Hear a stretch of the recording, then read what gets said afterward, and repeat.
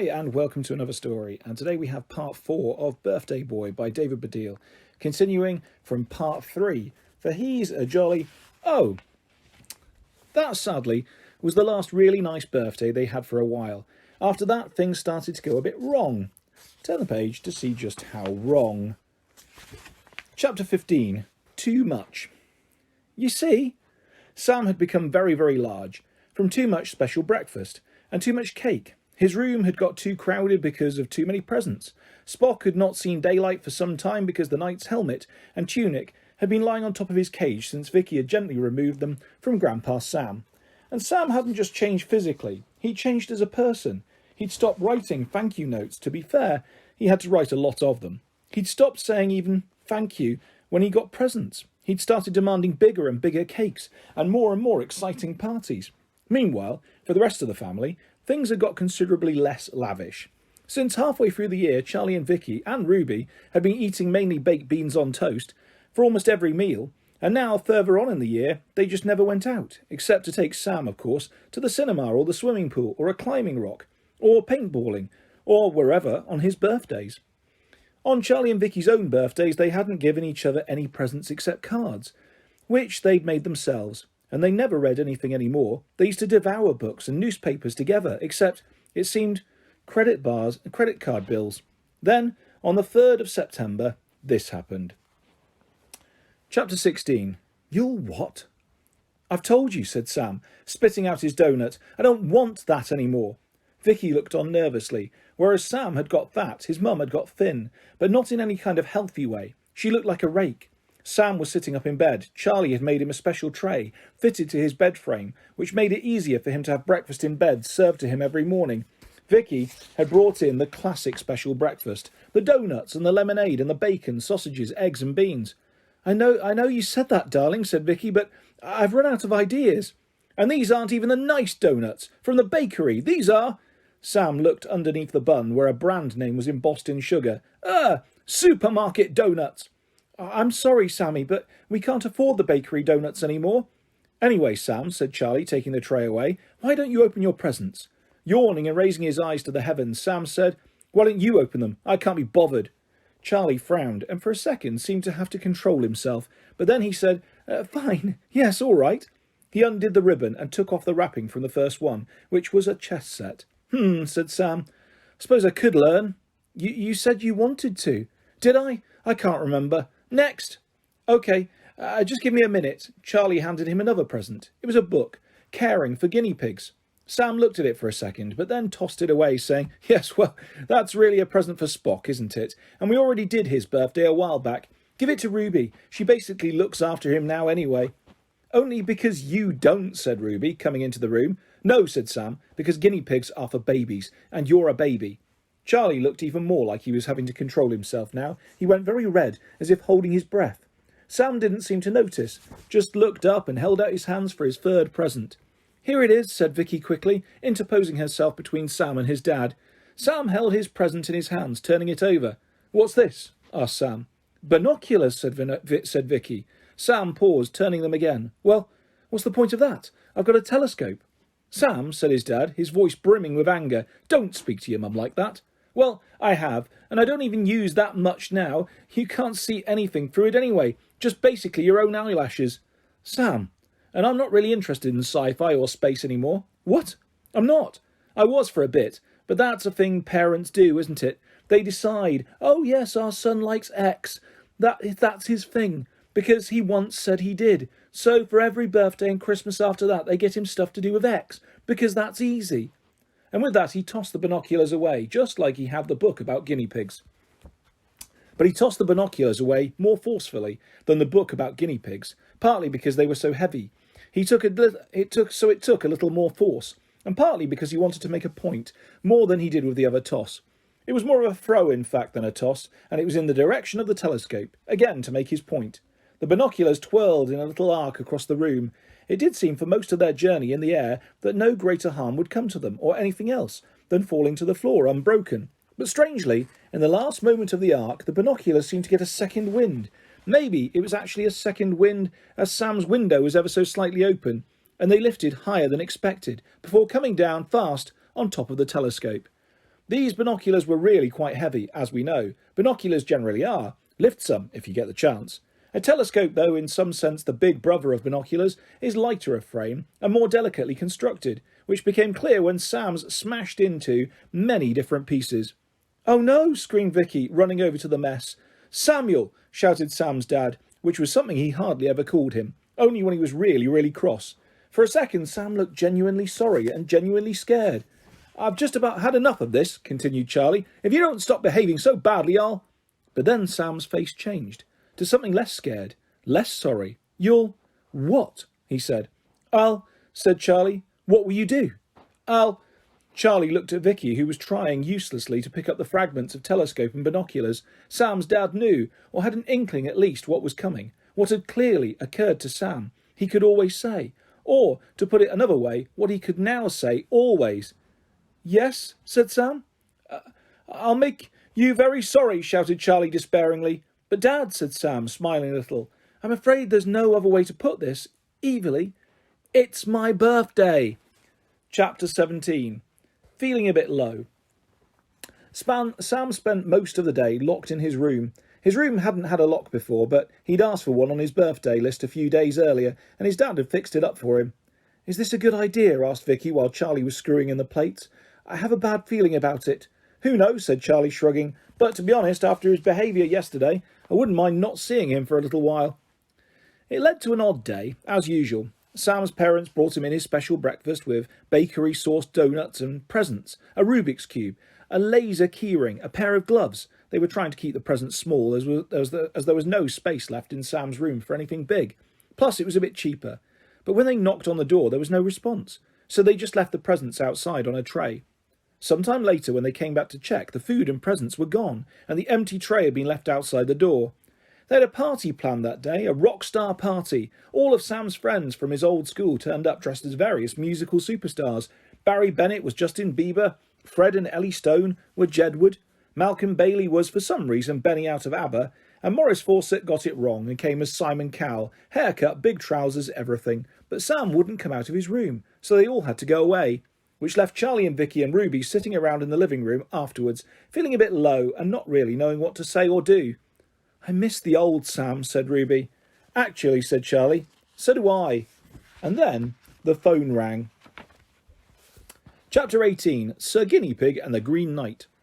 A few minutes later, there was a knock on Sam's door. "Go away," said Sam from inside. There was a short pause. "Unless you've got some presents." "No," said Ruby. "Oh, it's you," said Sam. "What do you want?" "Can I come in, please?" "No." "Why not?" There was a longer pause from inside. The truth was that Sam didn't really know why he'd shut himself in his room. It was some sort of reaction to the telescope breaking, but he didn't know exactly what it was.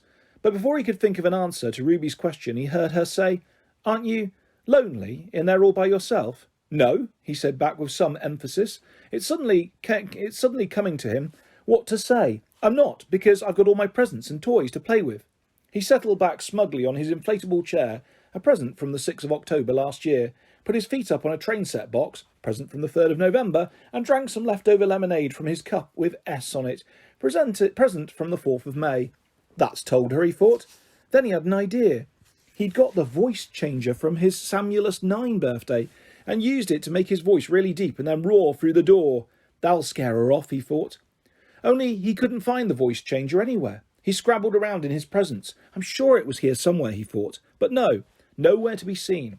OK, he thought. I've got a really high-powered torch somewhere. Super bright 8,000 lumens. Present from the 2nd of March. I'll find that instead. Open the door quickly and shine that in her face. That'll scare her off, he thought. Only he couldn't find that either. What's going on, he wondered. But it was very messy in there. Right, he heard Ruby say. Well, that having all your presents and toys to play with by yourself still sounds a bit lonely to me, actually. Sam looked over at his door, with its poster of the solar system on it, a present from the 29th of September. I must remember to take that down, he thought in passing, to make the point about how I don't really like space anymore. Listen, he said, coming over and speaking right into the door. You're just jealous, because it's not your birthday every day. Yes, I am, said Ruby simply, which took the wind out of Sam's sails, as he was expecting her to deny it. Very jealous. But not just jealous. I've got some vegetables for Spock. Or do you want him to starve? Sam glanced over. He could see Spock looking up at him through the visor of the knight's helmet with quite a strong sense of, "Who am I? Sir Guinea Pig and the Green Knight?" Reluctantly, he turned the key in the lock and opened the door. "Happy birthday," said Ruby, not very enthusiastically, when she came in. Sam nodded and turned away. As he began to shut his door, he heard the front door slam. "Who's that going out?" he said. "Is it one of my school friends who came to the Rockstar party? Did one of them stay?" Sam sounded, even though he didn't really want to, hopeful. Ruby shook her head. She was bending down and clearing off the night costume from Spock's cage. Spock looked up at her with quite a strong sense of, "About time." "No," she said. "They all left. They couldn't wait for you any longer. They've gone to play football."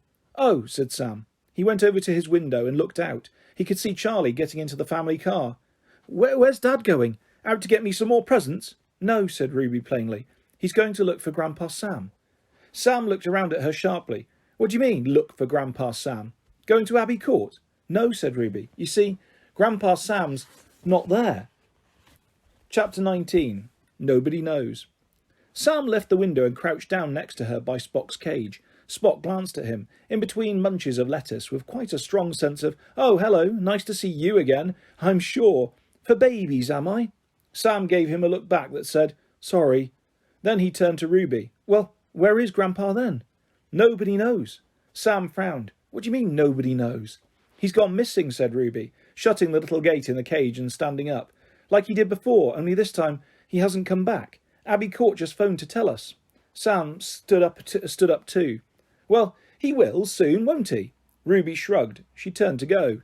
"No, wait a minute." She turned round. "Grandpa Sam will come back soon." "Won't he?" Said Ruby. "I don't think saying it again with slightly more emphasis on certain words changes anything." "No, but," said Sam, his face contorting a little on the brink of tears. I don't want him to be missing." Ruby looked at him. "Neither do I." "But he is." Sam stared at her. "But," he said, one tear now coming out of each eye. "But..." "Yes?" It's my birthday," he said, sobbing now properly. At which point Vicky, having heard the conversation from the living room, came in and hugged him. With a little difficulty, there was more of him to hug than before, and said, patting him gently on the back, "Yes, I'm sorry, Sam. I don't think, in this particular case, that will make any difference." Chapter 20. Never mind. When Sam's dad came back about an hour later, Sam burst out of his room and ran down the hall, which left him out of breath since he was, as we know, carrying more weight than usual. Dad, did you find him?" Charlie shook his head. He looked at Vicky. "I drove all around the houses, no sign." "What did they say at Abbey Court?" "Carmel said they've spoken to the local police, and they said they'll let us know if they find him." "If," said Sam. "Dad, what do you mean, if?" "Sorry, Sam. When I mean, well, when they find him." Sam glanced at Ruby, who was starting to look very upset too. "But why are you here?" asked Sam. "Carry on looking, please, Dad. He might just be asleep under a bench somewhere when you drove past, and now he's woken up and doesn't remember where he is, and..." "Well, I would, Sam," said Charlie, "but I had to come home." "Why?" "Because," said Vicky, "we have to get stuff ready for your birthday." "Yes, there's cake to be shared, and later we're going out for fish and chips," said Charlie. "Yes, sorry it's not burgers this time, Sam, but you did put fish and chips down on one of your..." Vicky started pointing at the rows of paper on the wall. "But birthday special treats on the day lists. This one, I think." "And I have to buy some presents for tomorrow," said Charlie. "Thank the Lord for next day delivery, that's all I can say." "Dad," said Sam, interrupting him, "never mind my birthday." Charlie frowned. Vicky frowned. Ruby frowned. "Sorry, Sam," replied Charlie. What did you say?" Sam took a deep breath. He could hardly believe he was saying it himself. Certainly not for a second time. "I said, never mind my birthday." His family kept on frowning. Then Charlie shook his head. "Sorry, Sam, I don't understand." "What don't you understand?"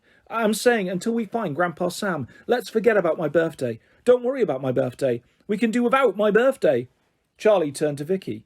Can you make out what he's saying?" Vicky shook her head. "Doesn't sound like anything to me."